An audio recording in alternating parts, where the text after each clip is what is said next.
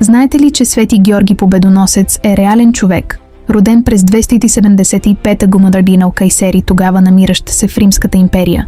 Градът е познат още и като Кесария или Цезарея. Убит е по време на Диоклециановите гонения срещу християните в Римската империя. На иконите Свети Георги Победоносец е изобразяван винаги на кон, с лежаща в краката му убитата от него ламя.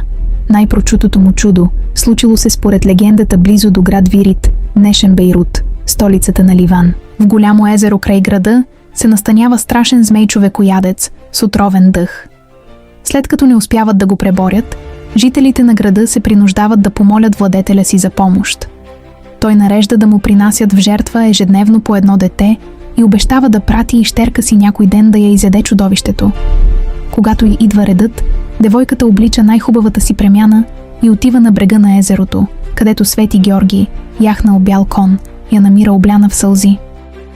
Притичва и се на помощ и заедно улавят раненото от копието му животно и го отвеждат в града, където Георги му отрязва главата.